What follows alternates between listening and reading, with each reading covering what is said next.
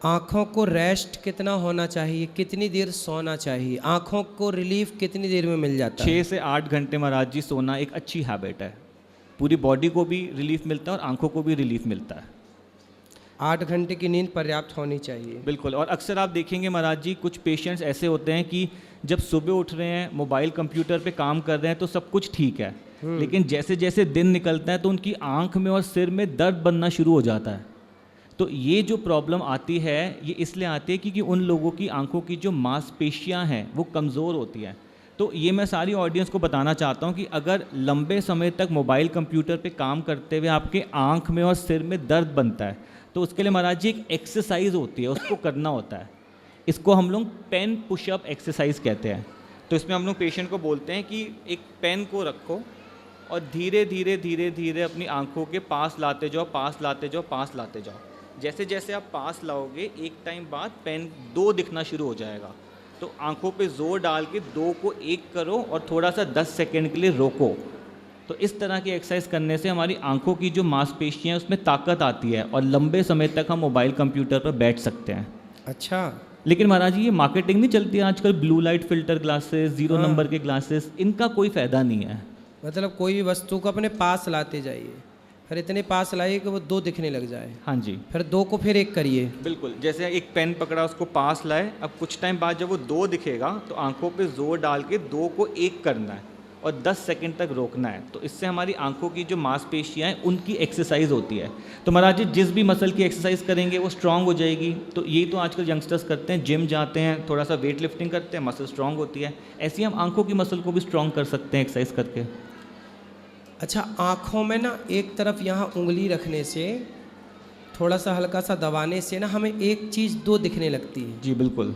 आपने कभी प्रैक्टिकल किया? जी बिल्कुल, ऐसा होता है। तो ऐसा क्यों होता है? क्योंकि महाराज जी जब आप ऐसे दबाते हैं यहाँ पे, हाँ। तो हमारी सामने की जो काली पुतली है उसकी शेप थोड़ी सी चेंज हो जाती है। अच्छा। तो उससे जो आंख में अंदर लाइट जाती है उसका फोकस खराब हो जाता है और अक्सर 2 या 1 के पीछे 1 परछाई दिखनी शुरू हो जाती है।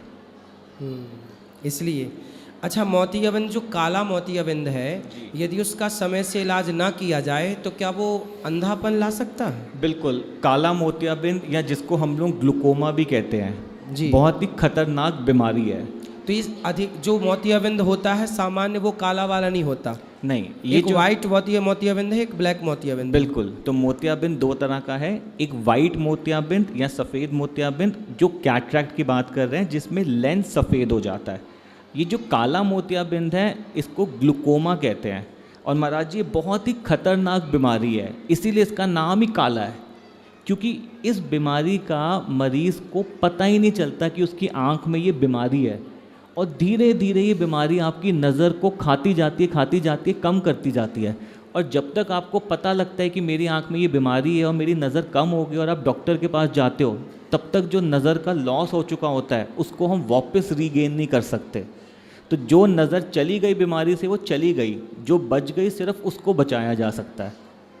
अच्छा, मतलब इसका ऑपरेशन नहीं है? नहीं, इसका इलाज नहीं है? नहीं, इलाज है, लेकिन जो नज़र काले मोतिया की वजह से चली गई, ख़त्म हो गई, उसको हम वापस नहीं ला सकते।